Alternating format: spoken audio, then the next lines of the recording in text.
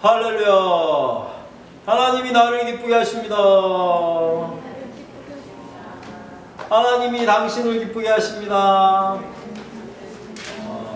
오늘 조명이 어두운 건가요? 좀 날씨가 어두워 보이네. 많은 사람들이 코로나가 너무 드세서 참석 못 하신 것 같고, 그리고 저번 주는 아예 예배가 없었죠? 예배가 없는 교회 보셨나요? 사모님 예배 없는 교회 보셨어요? 처음 봤어요? 저번 주에는 스태프들 중에도 이렇게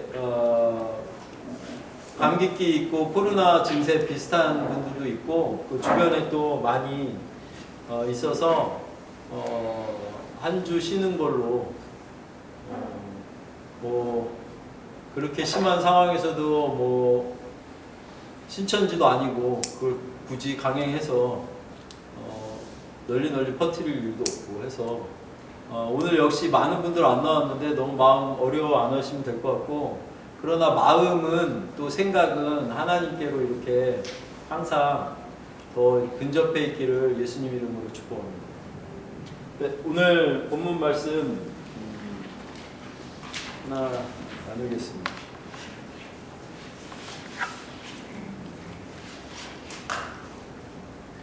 마가복음 11장입니다. 마가복음 11장 12절부터 여기까지 끊을까요?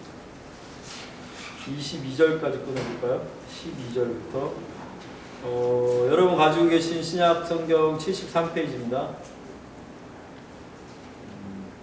그동안 저저번 주까지 그 속사람 겉사람 계속 이렇게 얘기하느라고 어려운데 따라오시느라고 너무 고생들 많으셨고, 그래도 이렇게 그것들이 베이스가 돼야 되기 때문에 알아들으시는 분들, 또 언젠가는 그 설교 들으시면 그 무슨 얘기를 하고 있는 것 같다, 좀 더 도움되라고 거기까지 한번 진행해 본 거고, 과거의 영혼육을 나누는 것과 그리고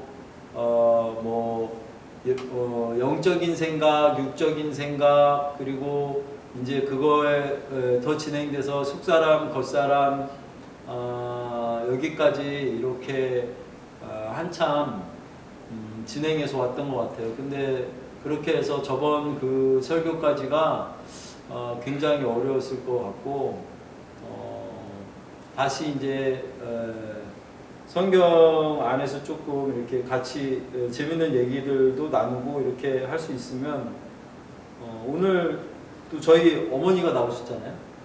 그래서 저희 어머니도 계시고 해서 저희 어머니는 성경 안에 있는 거 하시면 좋아하세요. 그래서 성경 안에 있는 말씀 좀 나누고, 제가 봉독합니다. 이튿날 그들이 베다니에서 나왔을 때에 예수께서 시장하신지라 멀리서 잎사귀 있는 한 무화과 나무를 보시고 혹 그 나무에 무엇이 있을까 하여 가셨더니 가서 보신즉 잎사귀 외에 아무것도 없더라. 이는 무화과의 때가 아님이라. 예수께서 나무에게 말씀하여 이르시되 이제부터 영원토록 사람이 내게서 열매를 따먹지 못하리라 하시니 제자들이 이를 듣더라. 그들이 예루살렘에 들어가니라.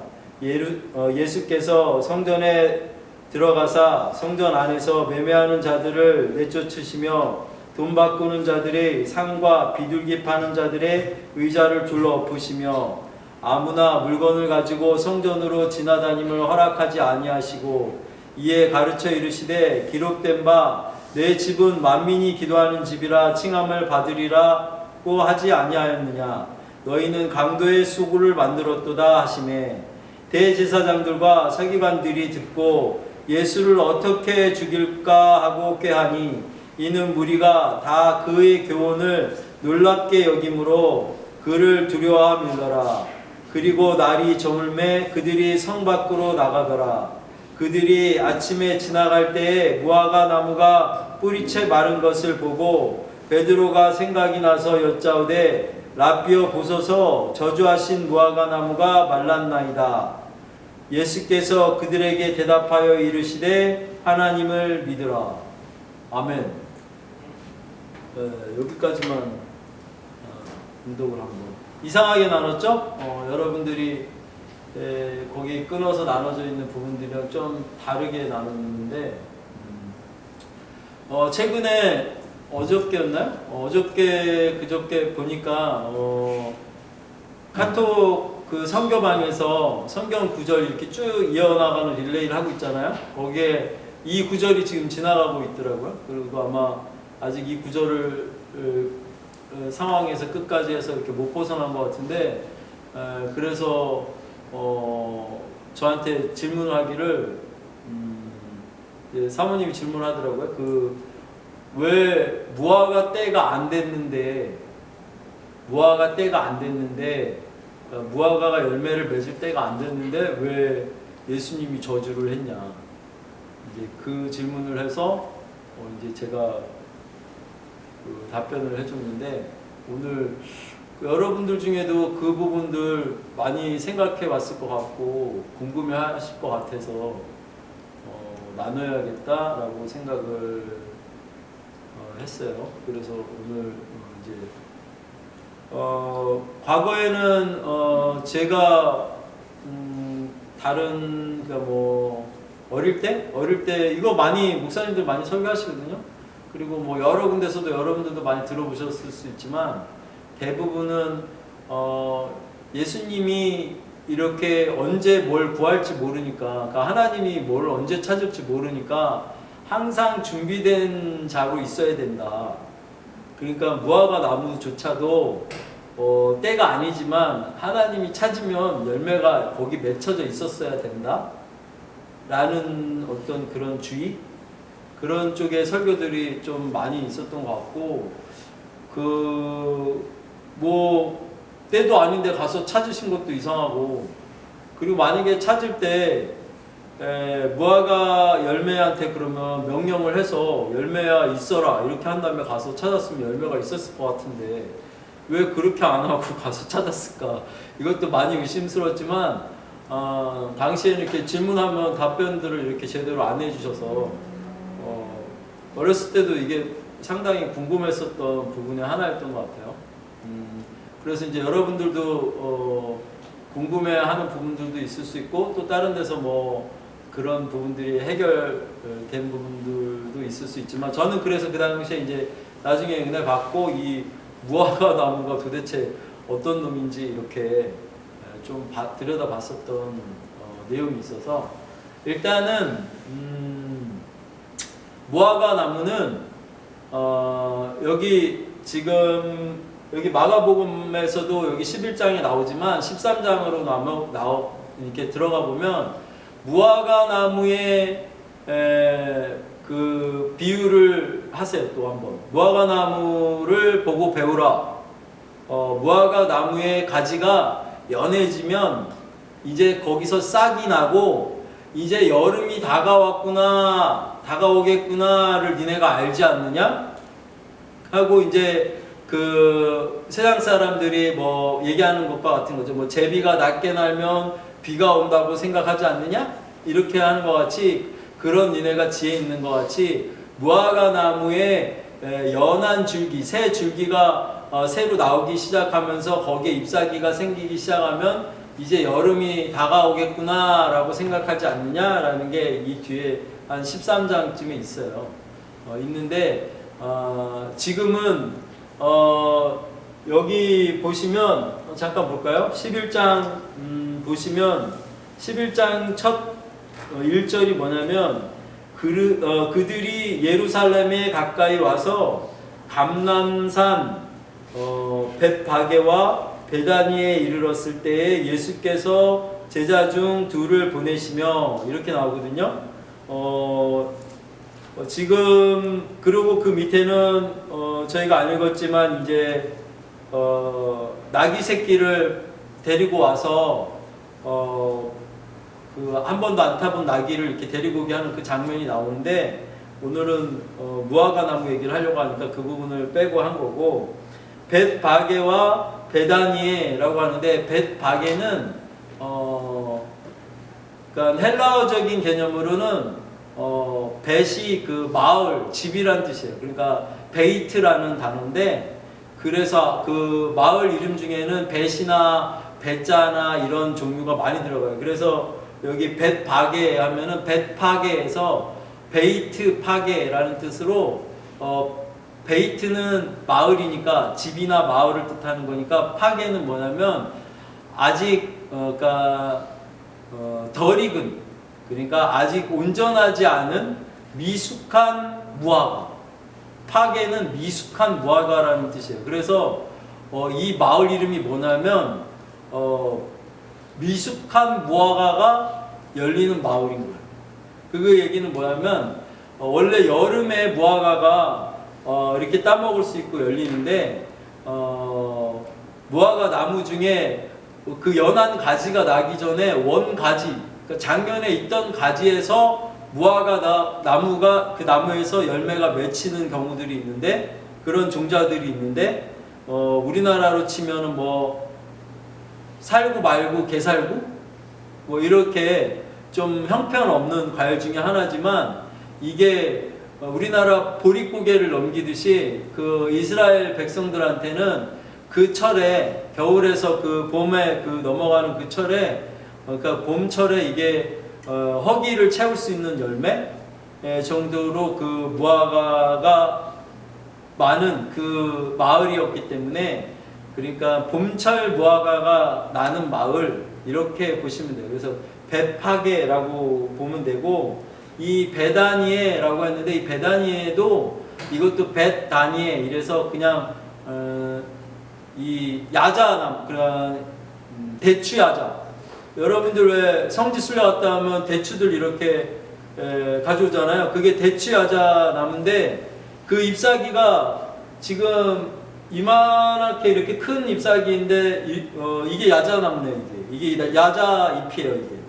이게 야자 잎인데 이거는 적게 개량되어 있는 무슨 다른 이름이 있을 거고 잎사귀는 저렇게 생겼는데 여러분들 그 알고 있는 그 야자나무 같이 원통이 이렇게 굵게 계속 올라가면서 위로만 저런 이파리가 이렇게 갈라져서 쭉쭉쭉 나오고 옆으로는 그냥 한 부대기씩 이렇게 대추가 주렁주렁 그냥 무더기로 이렇게 꾸러미로 이렇게 우리나라 대추같이 생긴 그런 것들이 좀 길어서 꾸러미로 이렇게 열려 있는데 그거를 따가지고 그거 한 거를 사람들이 성지순례 갔다가 그걸 가져오는 거기도 하고 그거를 다른 말로는 종려나무라고 말해요. 같은 얘기인데 그래서 그 대추야자 그 나무가 종려나무라고 해서 지금 여기에 그 당나귀를 메워놓은 당나귀를 데리고 이렇게 가지고 와라라고 했을 때 사람들이 그 종려나무 그 대추야자 나무 가지를 다 끊어가지고 와가지고 그 지금 그 앞절에 보면 예수님이 그 가는 길에 계속 이렇게 두들기면서 호산나 호산나 그런다고요. 그래서 이거를 우리 그 개신교에서는 이 부분을 종려주일 그래서 여러분들이 자주 들으셨겠지만 이 부분을 종려주일이라고 해서 종려주일은 6월절에 그 4일 전에 있는 거예요. 6월절에 4일 전에 있는 요 부분을 종려주일 그러니까 4일 전에 왜 이야기를 해야 되냐면 예수님이 지금 이 성전에 가시는 게 6월절을 지키러 들어가시는 거예요. 그렇기 때문에 이 종려주일이 4일 전에 들어가면서 형성이 된 거고 그 6월절이라고 하는 건 애굽 땅에서 이스라엘을 밖으로 빼낼 때 그 양의 문지방을 이렇게 넘게 했던 그 사건 알죠? 양의 피로 해서 그렇게 해서 넘게 했던 그 사건인데 그것을 기념해서 그 이제 6월절 그때 지나면 또 무교병을 이렇게 간 안 한 그 무교병을 나눠서 일주일 동안 먹고 뭐 이렇게 하는 그 내용들이 있는데 어쨌거나 이 이야기를까지 하게 되는 거는 그 6월절이 4월이에요. 4월. 그러니까 4월이니까 이 4월 때에 가서 아직 무화과 때가 아님이더라 라고 하는 거죠. 왜냐하면 무화과 때는 여름이니까. 근데 4월에 가서 지금 예수님이 무화과 내놔라 이러니까 말이 안 되잖아요. 그런데 이 지금 읽을 때 보시면 멀리서 잎사귀 있는 한 무화과 나무가 있어. 그러니까 무화과 나무가 많은 동네인데 그 중에서도 한 나무가 무화과 나무 잎이 무성하게 있는 걸 보고, 무화과 나무 잎이 무성하게 여름에 있다라는 건 그 무화과 나무에 열매가 반드시 있다는 걸 뜻하거든요. 그러니까 열매가 있겠구나. 더구나 여기에는 이른 잎도 없이 이른 봄에, 그러니까 봄에 이 무화과가 열릴 수 있는 동네의 그 나무, 그 마치 게살구 같은 그 나무인데 얘가 제대로 된 지금 무화과 그 잎들이 달려 있는 걸 보니까 다른 데는 아직 무화과도 열리지 않은, 그 봄철 무화과도 열리지 않은 상태인데 잎까지 무성한 나무 한 그루가 있으니까 신기해서, 그러면 쟤는 그 정도라면 쟤는 열매까지 맺혀 있겠구나 라고 해서 예수님이 가서 뒤적뒤적 이렇게 보셨는데 열매가 없더라는 거죠. 그랬더니 너무 어이가 없는 거죠. 이거는 뭐 봄철에 이제 좀 있으면 이렇게 열매 생기는 나무들보다도 먼저 잎사귀를 내고선 무성한 모양을 해서 당연히 열매가 있어야 되는 그 상황인 그 모양을 취하고 있으면서도 열매가 없는.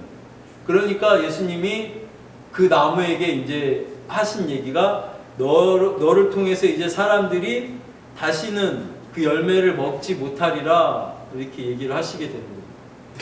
아셨죠? 그런데 더 중요한 거는 지금 그 밑에 얘기들이에요. 그 밑에 얘기들이 뭐냐면, 그렇게 했는데 그러고 나서 예루살렘을 들어갔는데 성전에 갔더니 이제 사람들이 비둘기를 팔고 뭐 양을 팔고 하면서 성전 안에서, 여기 이제 성전 안에서는 그때 주된 내용이 뭐예요? 이제 와서 죄사함을 받고 와갖고 비둘기 사갖고 이제 내 죄를 양을 사갖고 와서 뭐 소를 잡아서 너의 죄를 제사장한테 와서 이 동물에게 전가를 해서 이 피로 이제 너가 죄 사함을 받았다라고 하는 게 주된 내용으로 하기 위한 게 성전이거든요. 그래서 이 사람의 죄를 사해주고 하나님으로 이렇게 나가게 하는 거.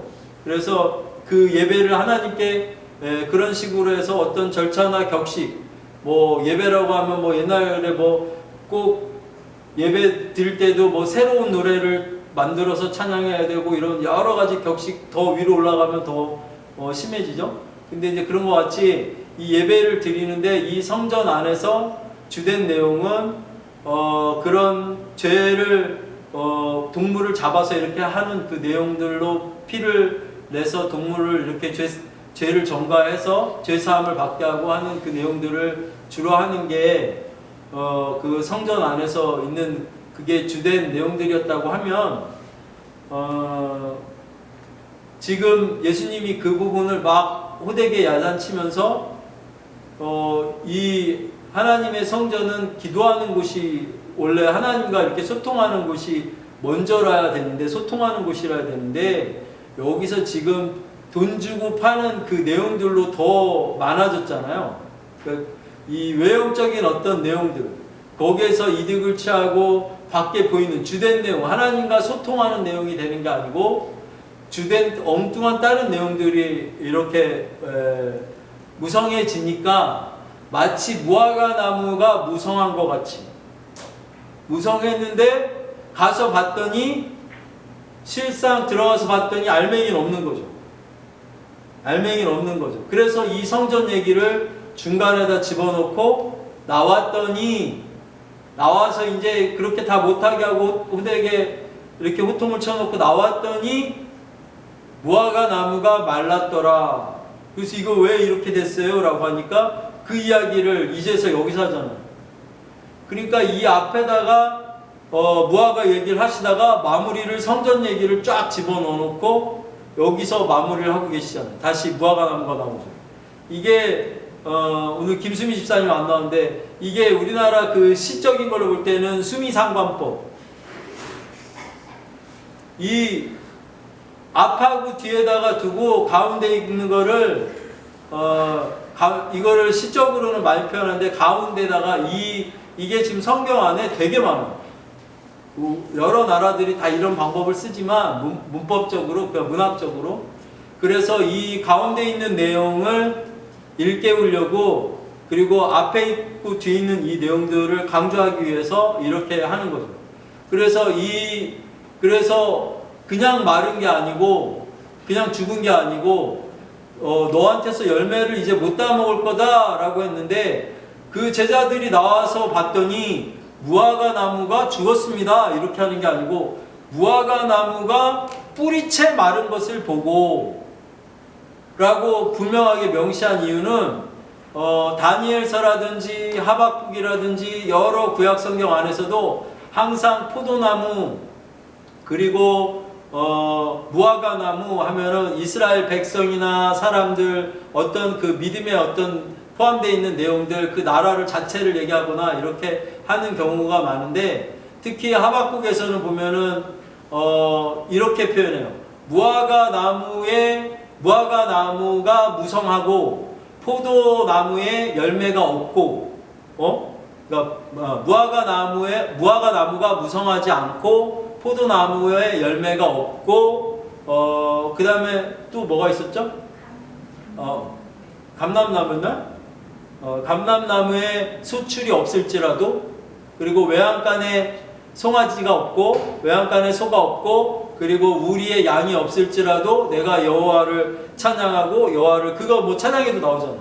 그게 하박국에 나오는 구절인데 그렇게 할 때 감람나무에 소출이 없고 그리고 포도나무에 열매가 없고 이게 다 지금 이 내용이 다 그 열매를 얘기하는데 무화과는 어떻게 얘기했냐면 무화과가 무성하지 않고 라고 얘기하죠. 무화과가 무성하면 열매가 있다는 뜻이거든요.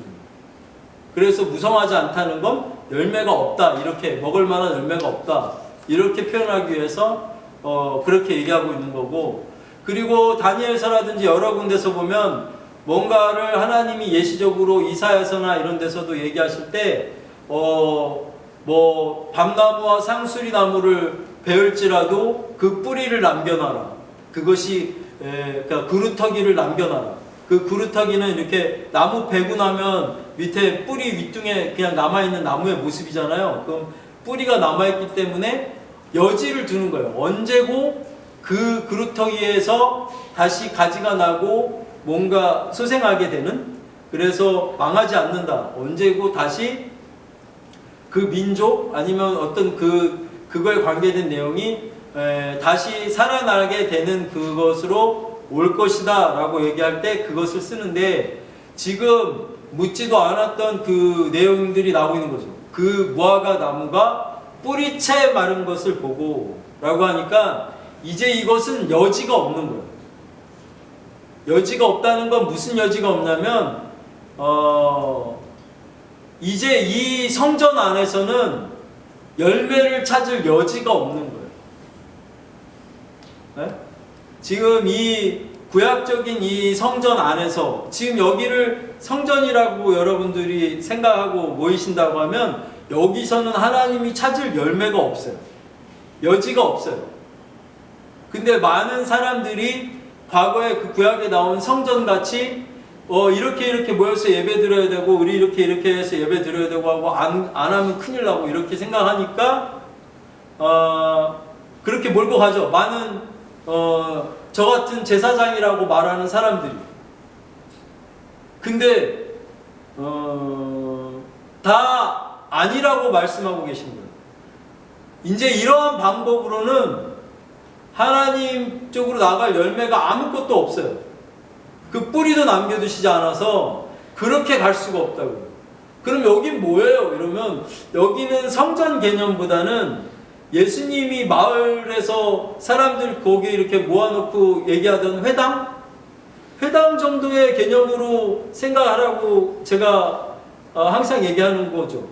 그러니까 여기 있는 사람도 제사장이 아니고 반장 이렇게 얘기하는 거예요. 누구나 나서서 얘기할 수 있고 뭔가 진행하려면 그 정도 이렇게 설왕설래 질문할 수도 있고 답변하고 서로 이렇게 할 수 있는 그런 정도의 회당 정도의 개념으로 생각하는 게 맞지 않냐라고 생각하고, 그 성전을 자꾸 강조하고 성전에서 뭔가를 이루어져야 되고 내가 힘들 때 이 십자가를 바라보며 성전을 찾아가야 되고 그리고 그곳에 하나님이 더 있을 것 같고 라고 생각한다면, 지금 오늘 본문 말씀이 뿌리채 말라서 이제 여지가 없다, 더 이상 이제 이렇게 안 한다라고, 이 성전을 이제 인정하지 않는다라고 예수님이 선포하고 계신 거예요. 이제 여기선 나올 게 없다고요. 그런 성전을 쫓아다니실 필요가 없다라는 거예요. 네? 그러니까 마음이 그런 걸로 어려울 게 아니고 그 회당 정도의 개념에서 나누는 거. 근데 모이기를 폐하지 말라고 했으니까 믿는 사람들이 이렇게 조금이라도 더 모여서 이렇게 우리가 신앙적인 얘기들을 하면서 나누면서 더 하나님에 대한 생각이 애틋해지고, 그리고 하나님에 대한 생각들이 더 열리는 거고 하지. 이 성전은 당시에는 이렇게 가야 되는 이유가 있었겠지만 지금 이때는 예수님이 아직 소천하시지도 않고 살아계신 거고, 이거를 예시적으로 얘기해 준 거지만 예수님이 그 이후에 떠난 다음에는 그 성전이 내가 된 거잖아요.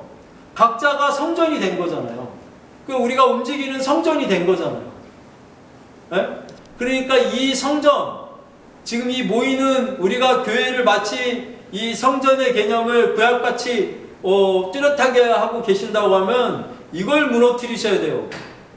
여기서 올려줄 것도 없고 여기서 찾을 열매도 없다는 거예요. 여기서 막 찬양 해가지고 우리가 완벽하게 해서 하나님을 기쁘게 해드려야 되고 칸타타를 연습하고 뭐를 하고 이렇게 해가지고 하나님이 여기선 열매를 안 찾으신다니까. 예배 전에 한 10분 이렇게 맞춰보고 뜬가뜬가 하고 실수도 많고 우리가 서로 웃고 하면서 이렇게 하는 것 같지만, 어쩌면 이렇게 재롱잔치하는 이 모습들 같이 우리도 가볍고 하나님과 모이는 거에 대해서 부담 안 갖고 더 자주 모이고 더 애틋하게 생각하고 주일이 아니고 더 평일에도 찾아오고 싶고 믿음의 사람이란 사람들끼리 더 대화 나누고 싶고 만나고 싶고 전화 연락하고 싶고 그렇게 카톡에서 얘기 더 많이 나누고 싶은 거, 그게 더 맞는 모습일 거예요. 그래서 이러한 부분들을 얘기하면 많은 타 교회나 목사님들이 뭐라고 하시겠지만 이 구절, 오늘 이 본문 말씀에서는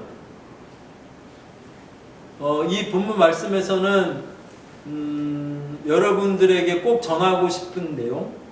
그래서 이 무화과 나무의 비유가 여러분들이 예수님이 없는 곳에서 내놔라 하는 것 같고 말도 안 되는 걸 찾고 있는 것 같지만, 이 내용이 예시적으로는 다 이해가 갈 만한 내용이고, 여기 끝까지 이렇게 해서 하면 다 맞죠. 그래서 왜 이게 이렇게 말랐습니까? 라고 할 때 또 뭐라고 답을 하냐면 예수께서 그들에게 대답하여 이르시되 하나님을 믿으라.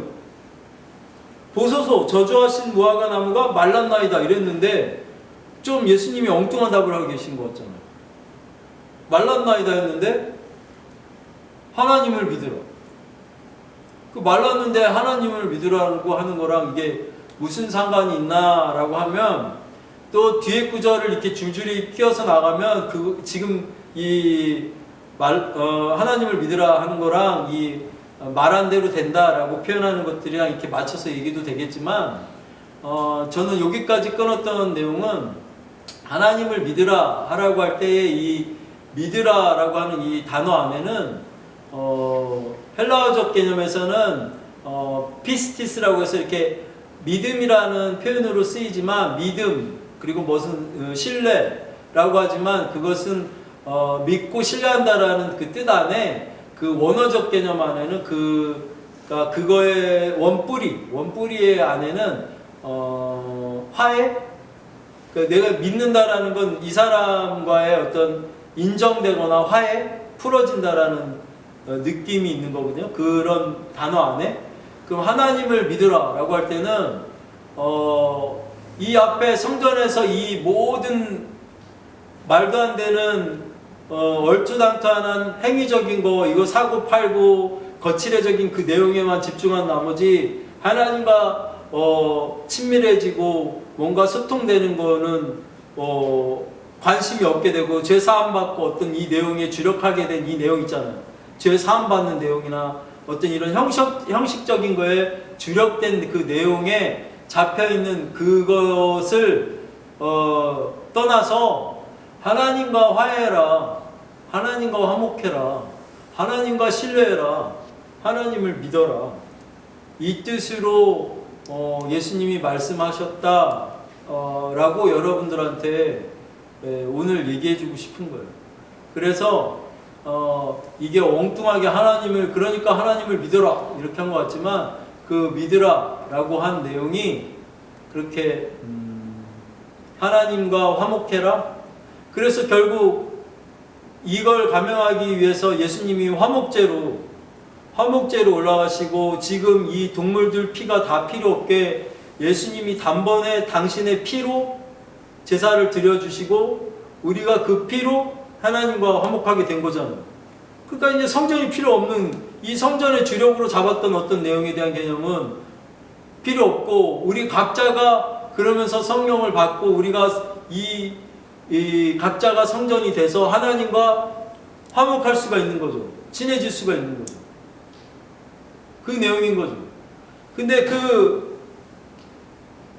아직 시간이 좀 되니까 그 밑에 구절들을 또 보면 그렇게 해서 하나님을 믿으라고 이산더러 드려 어디로 뭐 이런 내용들 쭉쭉 있다가 그러다가 구하는 것은 받은 줄로 믿으라. 그리하면 너희에게 그대로 되리라. 서서 기도할 때에 아무에게나 혐의가 있거든 용서하라. 그리하여 하늘에 계신 너희 아버지께서도 너희 허물을 사하여 주시려 하시니라. 근데 이 부분이 굉장히 중요한 게 그렇게 해서 하나님과 화목하려고 할 때 이 화목하려고 할 때 하나님은 항상 얘기하잖아요. 하나님은 우리한테 강조하시는 게 나는 사랑이니라.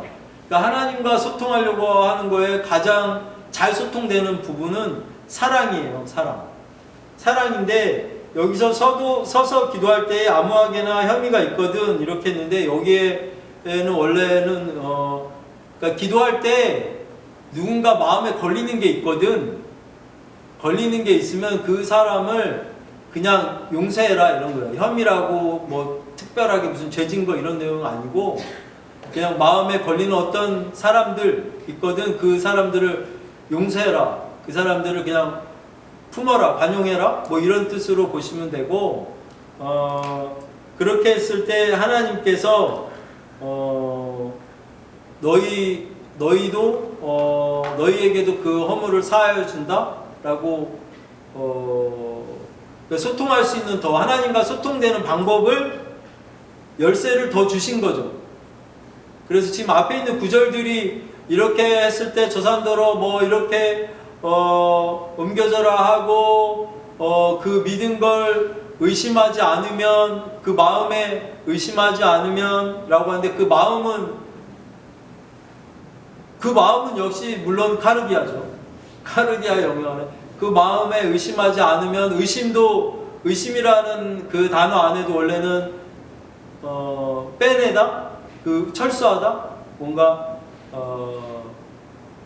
반대되는 그 극부얘기. 그러니까 그 마음에서 그렇게 달라고 하고서 그 마음에서 그 카르디아 영역 안에서 하나님에게 그렇게 그러니까 예수의 영, 성령 안에서 내가 이렇게 바라고 구한 그 영역 안에서의 그 마음에서 물러나지 않으면, 철수하지 않으면 그게 이루어진다는 뜻이고, 그리고 나아가서는 그 뒤에서 더 중요한 거를 또 얘기하고 있는 거예요.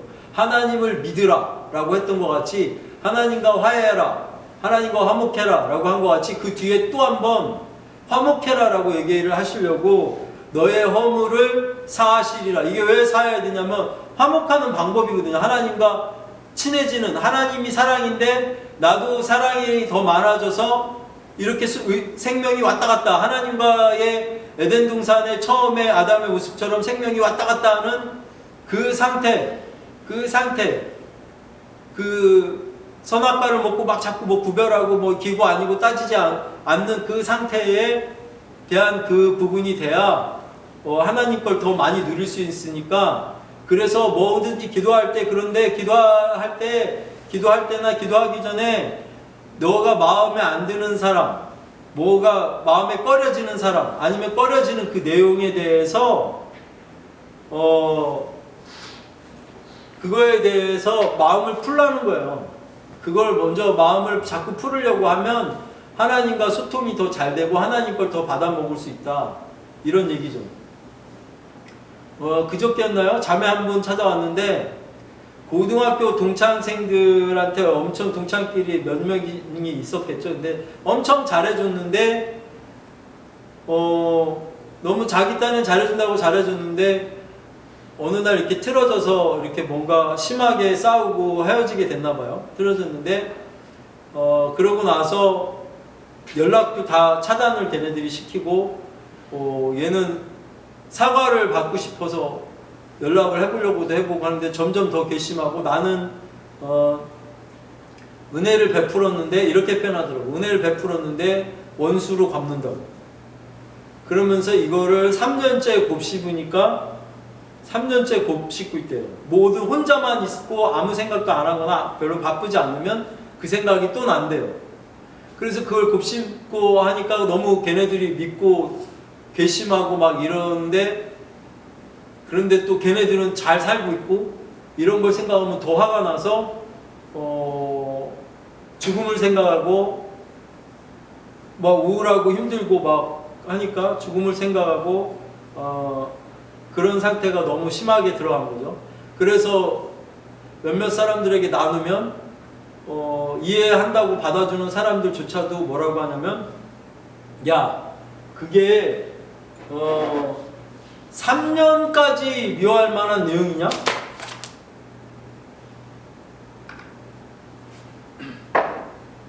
그게 3년 내치나 되는 미워할 만한 내용은 아닌 것 같은데 다 그렇게 얘기한대요. 그럼 그 얘기를 나한테 하면서 자기도 어이가 없어서 웃더라고요.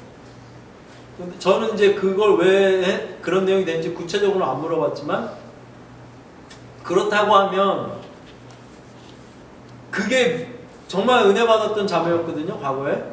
근데 지금 엄청 피폐해진 그 부분들이 그 부분이 걸려가지고 엄청 그것 때문에 힘들어하는데,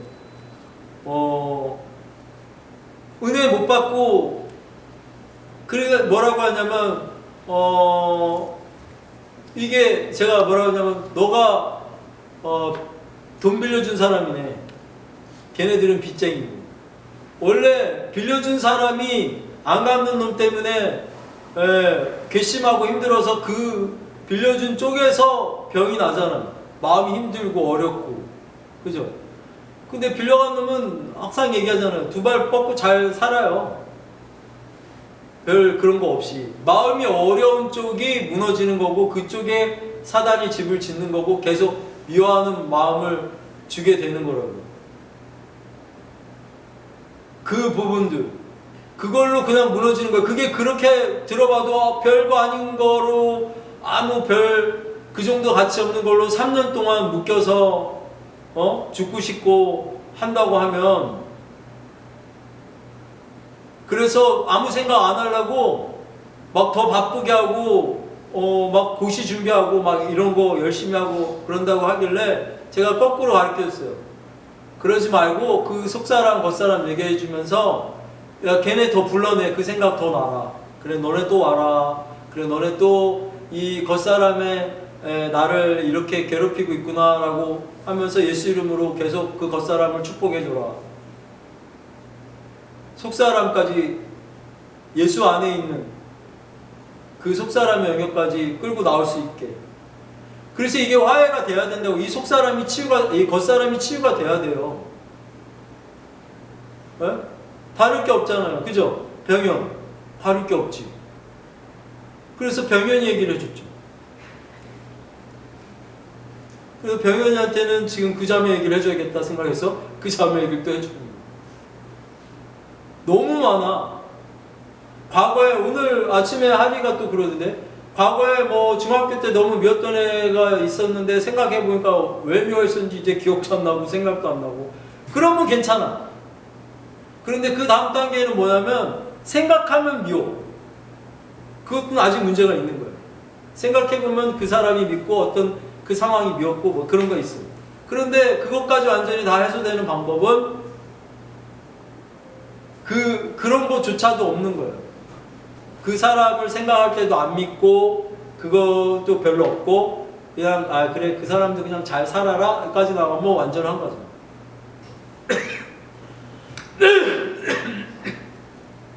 일부러 만날 필요는 없잖아요. 과거에 그렇게 떨어졌던 사람이고 뭐 안 좋게 헤어졌더라도 미워하는 영역들이 그렇게 없으면 지금 그거예요. 무슨 기도하려고 할 때 하나님과 너 앞에 있는 기도 내용 네가 내용한 대로 다 되고 싶으면 이 산더러 저 바다에 옮겨지라고 그렇게 되고 싶으면 그게 더 많이 나타나게 하고 싶으면 용서하라고.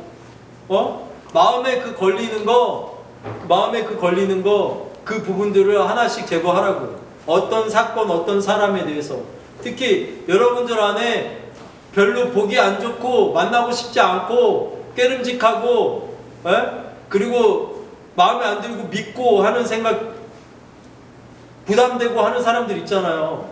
그 마음에 걸리는 단순히 지금 여기에서는 뭐 용서하라고 했는데 혐의가 있거든요. 이 혐의라는 단어 원래 헬라어에 안 쓰여있고 티스라고 해서 그냥 아무거나 그냥 마음에 걸리는 그런 사람 있으면 그 사람에 대해서 품어라 이거예요. 관용해라. 그러니까 그렇게 하는 것들을 한 명 한 명 더 하려고 하시면 내 기도발이 올라간다고. 내가 바라는 기도발이 올라간다는 건 하나님이 아버지 나라 그 일을 구하는 거죠. 하나님이 나에게 주시고자 하는 것들이 나에게 더 잘 들어오고 하나님의 생각이 나의 생각같이 생각나게 되고 내가 하나님에 대한 그런 부분들이 더 애틋해진다는 뜻이죠. 그렇게 해서 이 부분들이 하나님과 더 교통이 되니까 이 부분들이 더 살아나죠. 이 지금 현재의 코로나 형태로 보면 뭐 감기 수준 같이 오미크론이 감기 수준 같이 지나가는데 뭐 그냥 간단하게는 걸리면 뭐 감기약 먹고 감기처럼 지나가고 말지 그것 때문에 내가 뭘 못하겠어? 라고 생각할 정도로 뭐 신앙적인 거에서도 이순위로 안 물린다든지 뭐 여러 가지 각자의 믿음대로 나와지는 거잖아요. 하고 싶은 것도 더 할 수 있고. 그렇다고 뭐 여기 나오라고 꼭 드리는 얘기가 아니고 그 성전에만 있는 게 아니라고 했잖아요. 그렇게 신앙생활 하는 거에 대해서 그런 것들이 저해가 되지 않을 정도로 하나님과 자꾸 더 친밀해질 수 있는 방법이 있는데 친밀을 어떻게 하면 친밀해요 하면 쟤 별로 안 껄끄러워하면 그 사람 별로 부담 안 되지면 그럼 하나님하고 더 친밀해지고 친밀한 그 형태의 어떤 것들을 더 취하게 되고 더 많이 누릴 수 있어요. 이 땅에서 내가 마음 편해지고 이 땅에서 더 잘 되는 거예요. 그게 그 겉사람이 죽어지는 거예요. 점점 겉사람이 죽어지는 거예요. 그 누구를 미워하는 그 마음 3년 동안 끙끙 앓고 있는 그 겉사람이 죽어지고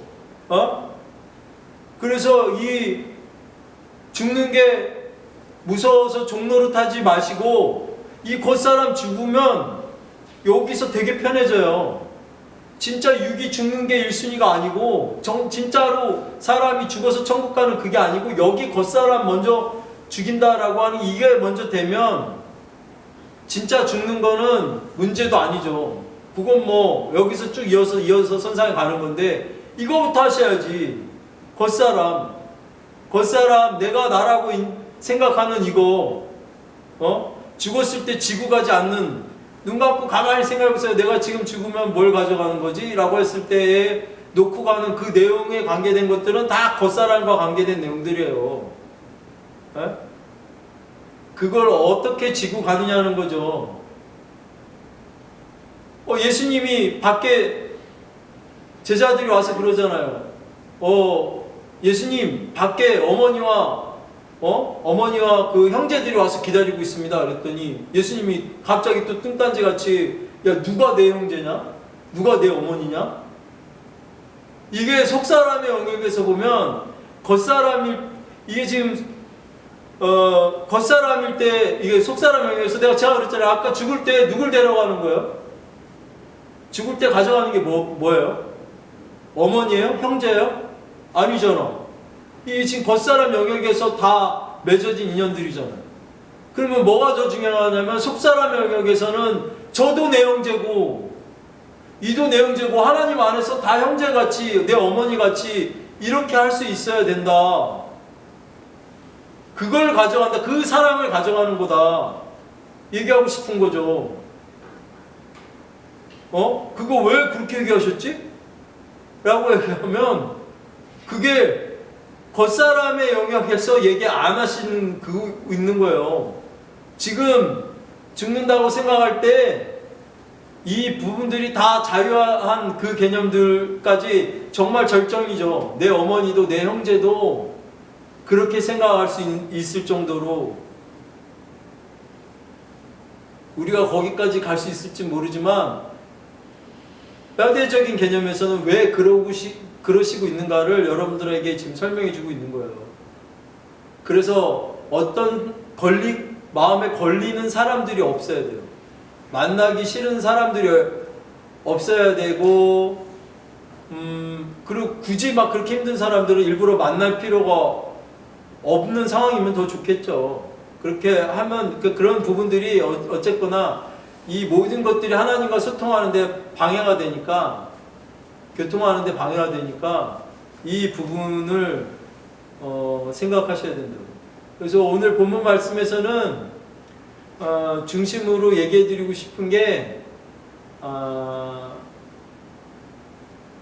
화해해야 된다고. 모든 것과 이렇게 화목해야 된다. 하나 돼야 된다. 라고 얘기하고 싶어요. 이 무화과 나무가 엉뚱한 결론으로 가고 있는 것 같지만 이 무화과가 주는 교훈이 이 전체적인 내용으로 봤을 땐 너무 획기적이고 우리한테 정말 이렇게 비유적으로 주시려는 말씀이 이러한데 이런 비유들도 일부러 다 비유를 하시잖아요. 들을 만한 귀가 있으면 들어. 제가 이렇게 얘기했는데도 못 알아듣는 사람은 또 못 알아듣는 거고 저보다 또 한 단계 또 이걸 가지고 다른 설명들을 하고 계신 분들도 있을 수도 있고 이 한 구절과 한 내용을 갖고 다 다르게 먹게 하시니까 이게 정말 신묘막측한 거죠. 그러나 제가 먹은 이 무화과 나무의 비유는 이랬다라는 측면에서 여러분하고 나누고 그걸로 여러분들한테 이 구절 안에서도 내가 기쁘고 내가 잘 풀리는 방법, 이 방법이 이 신앙적인 거에 묶여있는 게 아니고 이 성전 이런 형식적인 게 묶여있는 게 아니고 하나님과 화목하는 건데 하나님과 화목하는 방법은 어떤 사람들과의 꺼리낌들이 점점 없어야 되는 거구나. 내가 나서지 못하고 뭔가 이렇게 힘들고 어렵고 하는 이런 부분들이 없어야 되는 거구나. 그게 내가 하나님을 잘 누리는 방법이구나. 한 사람 한 사람 더 이렇게 화목할 수 있는 게 키라고 생각하시면 됩니다. 오늘 모두와 과거에 지나간 모든 사람들 중에 생각하면 미운 사람들, 안 좋은 사람들 생각하시고 다 예수님 이름으로 축복하시고 집에 가셔서도 다 한번 적어놓고 그렇게 쭉 되뇌어서 예수 이름으로 축복하고 마음 안에서 지금은 일부러 만날 필요는 없지만 꺼림이 없을 정도로 다 축복해 주시고 지금 굳이 만나야 된다면 만나고 이렇게 대면하는 중에도 이렇게 일부러 내가 피하거나 안 만났으면 좋겠거나 이런 감정들 없을 정도까지 예수님 이름으로 축복하고 방언으로 기도하시면 그 속사람이 그 겉사람의 영역을 잠식하게끔 하나님이 성령이 도와주실 겁니다. 아셨죠? 그렇게 되기를 예수님으로 축복합니다.